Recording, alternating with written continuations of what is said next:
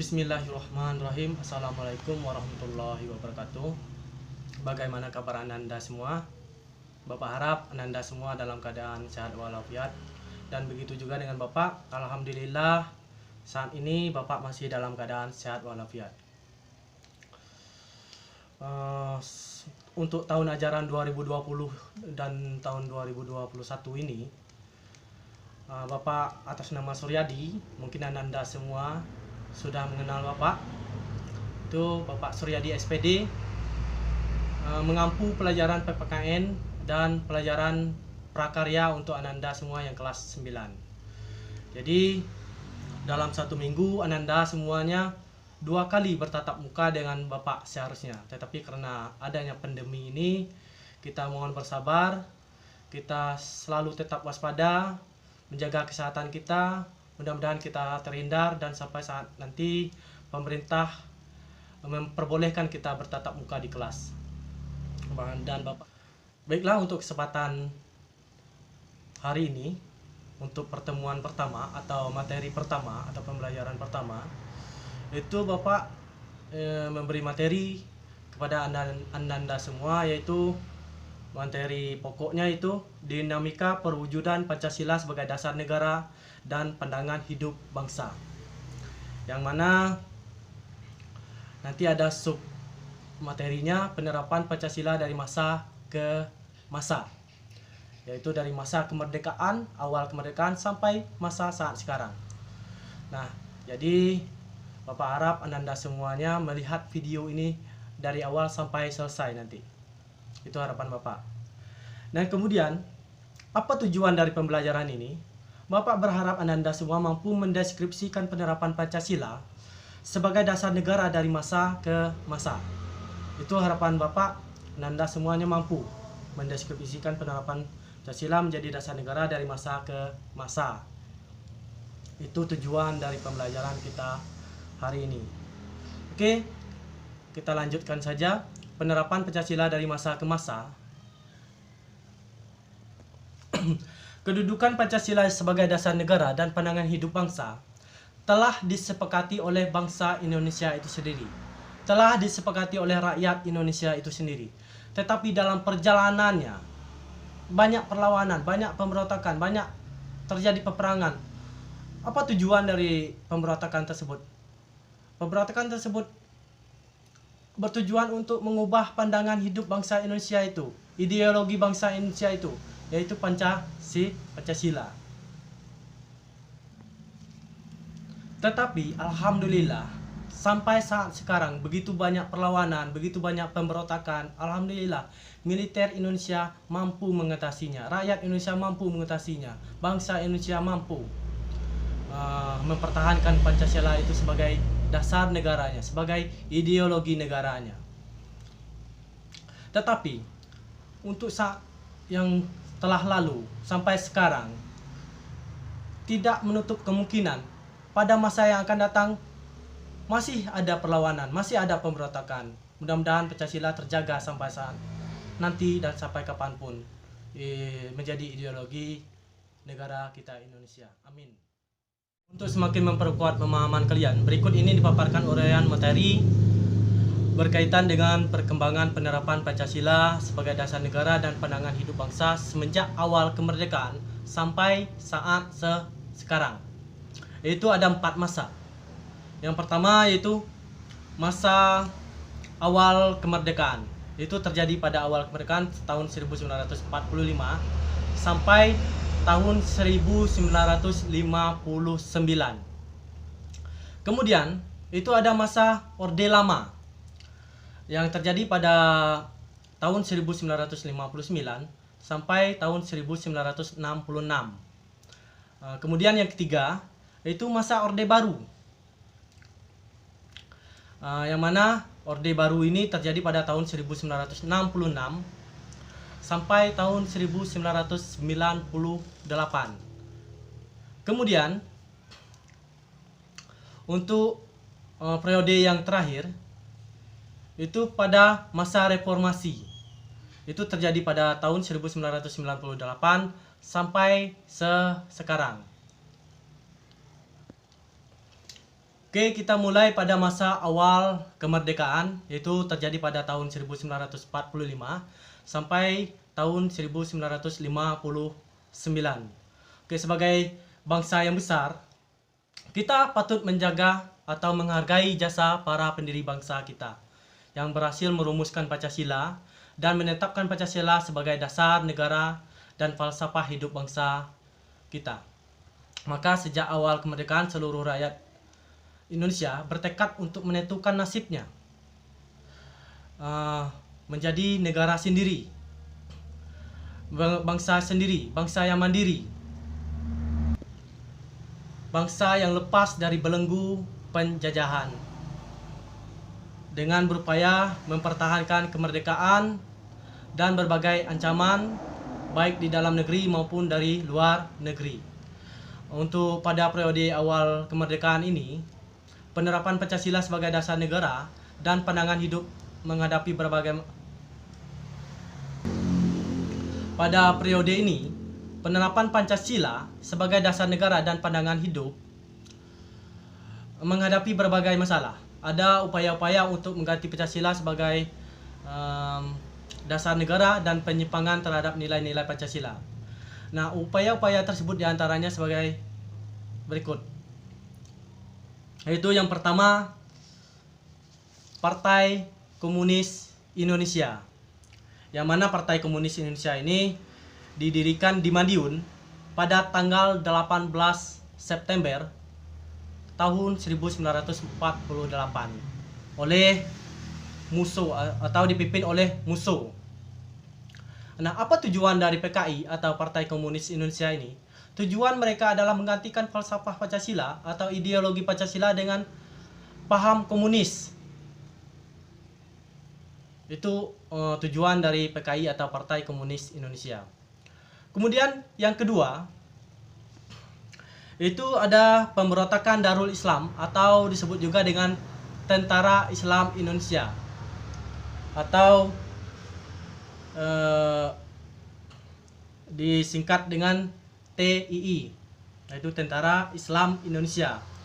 Yang mana TII ini atau Darul Islam ini dipimpin oleh Soekarmaji Marijan Kartosuwiryo dan berdiri pada tahun 7 Agustus 1949. Apa tujuan dari Darul Islam ini? Darul Islam ini ingin mengganti ideologi Pancasila dengan syariat Islam, tetapi bukan syariat Islam yang sebenarnya.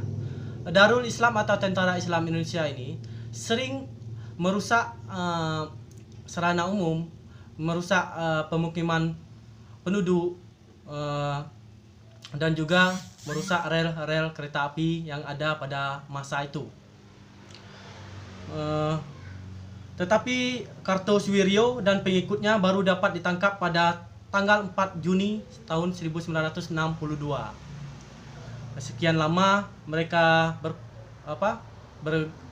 memberontak, akhirnya Kartosuwiryo tertangkap juga pada tahun 1962.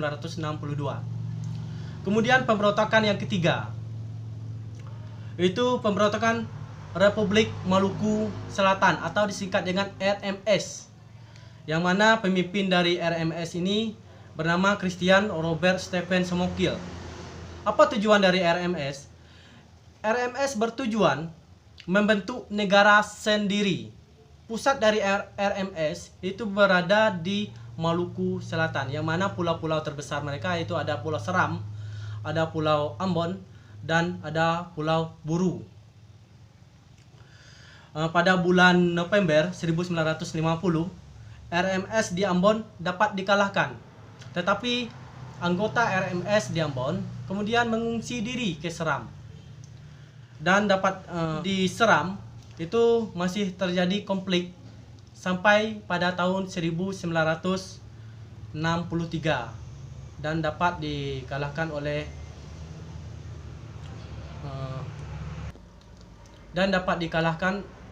oleh militer Indonesia.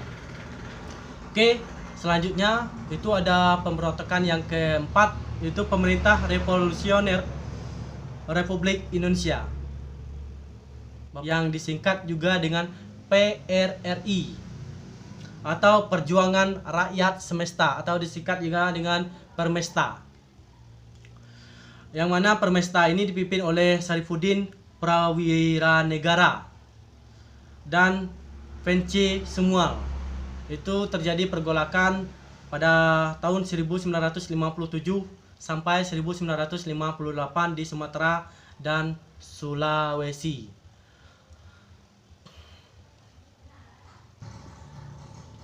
Oke, pergerakan ini adalah bentuk koreksi kepada pemerintah pusat yang mana waktu itu dipimpin oleh Presiden Soekarno. Mereka merasa pemerintah pusat bersifat sentralis, yang mana pembangunan hanya berada di Pulau Jawa. Kemudian mereka membentuk Permesta atau Perjuangan Rakyat Semesta, yang mana berpusat di Sumatera dan Sulawesi. Itu bentuk protes mereka, karena pemerintah pusat atau presiden pada waktu itu sudah tidak mau lagi mendengar nasihat dari beberapa daerah. Kemudian timbullah inisiatif dalam upaya memperbaiki pemerintahan Indonesia. Kemudian ada pemberontakan yang kelima atau perlawanan yang kelima. Itu terjadi perlawanan APRA atau Angkatan Perang Ratu Adil, yang disingkat juga dengan APRA, APRA. Angkatan Perang Ratu Adil merupakan milisi yang didirikan oleh Kapten Knil atau KNIL Raymond Westerling pada tanggal 15 Januari tahun 1949. Westerling memandang dirinya sebagai sang Ratu Adil yang meramalkan akan membebaskan rakyat Indonesia dari tirani atau dari kemiskinan. Westerling bersekongkol dengan Sultan Hamid II, berusaha mempertahankan negara federasi buatan Belanda atau bentukan Belanda untuk melawan Negara Kesatuan Republik Indonesia yang dipimpin oleh Soekarno-Hatta waktu itu. Kemudian APRA telah melakukan serangan kudeta terhadap pemerintah Republik Indonesia pada tanggal 23 Januari tahun 1950 dan berhasil menduduki wilayah Bandung serta berhasil menewaskan beberapa tokoh bangsa. Di antaranya yaitu Menteri Pertahanan Sultan Hamengkubuwono ke-9 dan Sekretaris Jenderal Ali Budiarjo. Namun, kudeta yang dilancarkan Westerling mengalami kegagalan sehingga terpaksa melarikan diri ke Singapura. Hal tersebut mempercepat pembubaran Republik Indonesia Serikat dan kembali ke bentuk Negara Kesatuan Republik Indonesia pada tanggal 17 Agustus tahun 1950.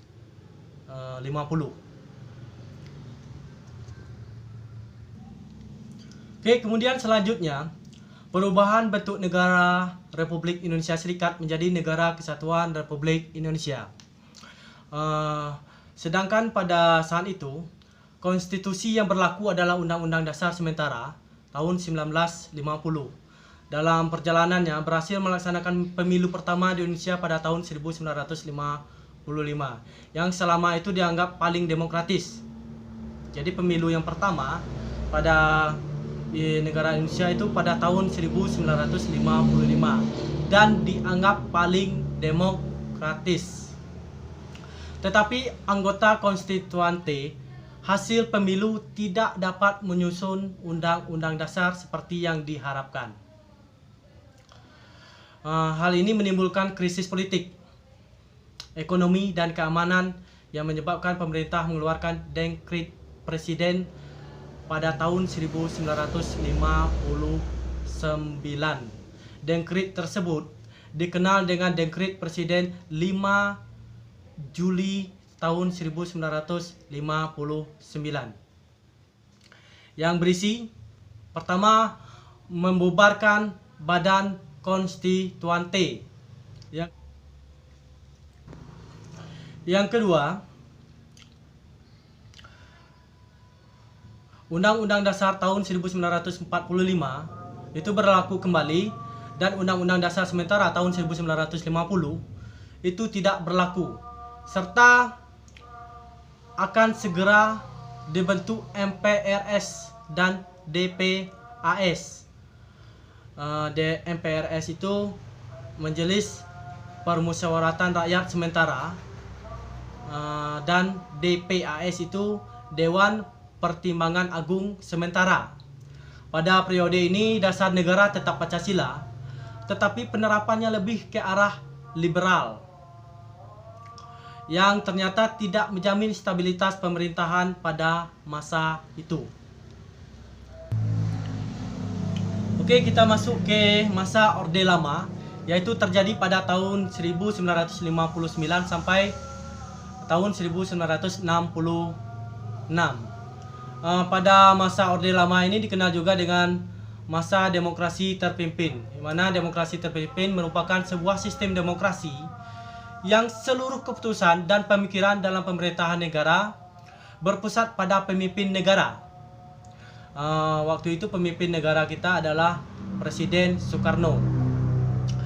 Demokrasi terpimpin dicetus oleh Presiden Soekarno karena banyaknya gerakan pemberontakan terjadi di Indonesia. Karena terjadinya pemberontakan, terjadinya banyak perlawanan, sehingga perjalanan ekonomi, perjalanan negara tidak stabil. Para menteri atau pejabat kabinet banyak yang diganti karena tidak bisa menjalankan tugasnya. Begitu juga dengan Badan Konstituante yang tidak bisa menjalankan tugasnya untuk menyusun Undang-Undang Dasar Negara. Oleh karena itu Presiden Soekarno mengeluarkan Dekrit Presiden pada tanggal 5 Juli tahun 1959. Walaupun konstitusi negara sudah kembali pada Undang-Undang Dasar Negara Republik Indonesia tahun 1945, namun pelaksanaannya masih terdapat penyimpangan terhadap Undang-Undang Dasar Negara Republik Indonesia. Yang mana penyimpangan tersebut antara lain yaitu pertama, Presiden Soekarno ditetapkan sebagai presiden seumur hidup berdasarkan TAP MPRS nomor 20/1963 yang menyebabkan kekuasaan presiden semakin besar dan tidak terbatas. Itu tidak sesuai dengan Pancasila.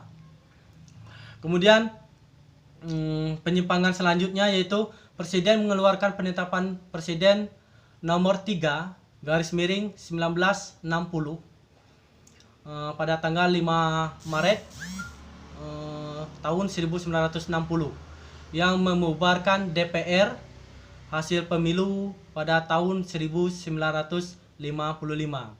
Kemudian penyimpangan yang ketiga yaitu Presiden membentuk MPRS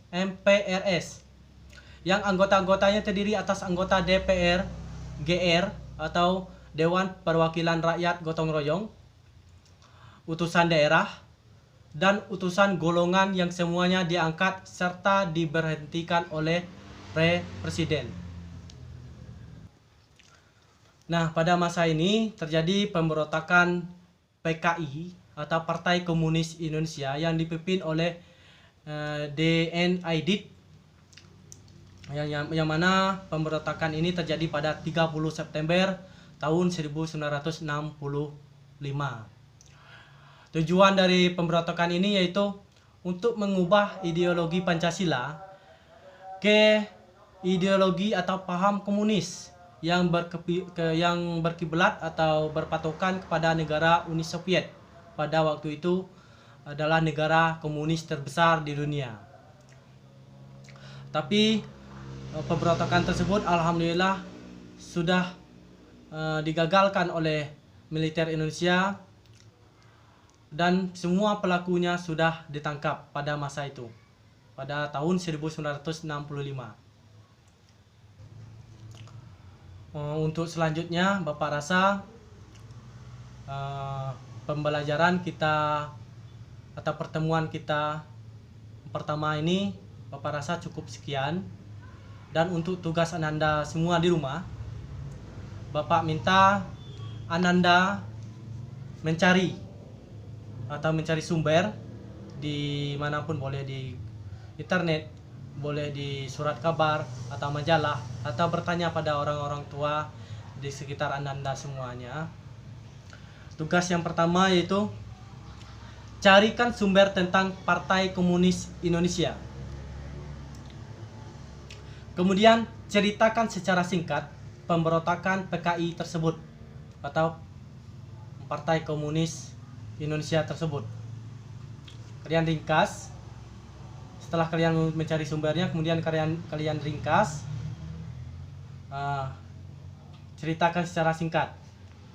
Kemudian tugas yang kedua, tuliskan biografi singkat 7 pahlawan revolusi. Nanti kalian cari di internet atau dimanapun, sumber manapun, ada 7 pahlawan revolusi. Kalian tulis biografinya, tanggal lahirnya, wafatnya, kenapa dia wafat, begitu seterusnya. Kemudian tugas yang ketiga, ceritakan secara singkat biografi Ade Irma Suryani. Nah, kalian cari di internet atau di sumber manapun, siapa itu Ade Irma Suryani. Kemudian kalian ceritakan secara singkat biografinya. Bapak rasa cukup sekian. Pesan Bapak, selalulah belajar dimanapun Ananda berada, karena belajar itu tidak memandang tempat, tidak memandang waktu. Dengan belajar, Ananda semua akan bisa menghadapi dunia, dan agama kita, agama Islam menganjurkan kita untuk selalu belajar. Bahkan agama kita menyarankan kita untuk belajar dari ayunan sampai ke liang lahat. Itu berartinya dari awal kita lahir sampai kita meninggal nanti. Itu diwajibkan kita untuk belajar. Dan Ananda semuanya, Bapak harap berbaktilah kepada orang tua, selalulah belajar. Ingat, Ananda semua tidak libur, tetapi Ananda semua tetap sekolah. Tapi bentuk sekolahnya aja yang berbeda. Kita tidak bertatap muka secara langsung, tetapi kita bisa bertatap muka dengan secara online atau daring atau dalam jaringan. Oke, untuk selanjutnya Bapak tutup. Assalamualaikum warahmatullahi wabarakatuh.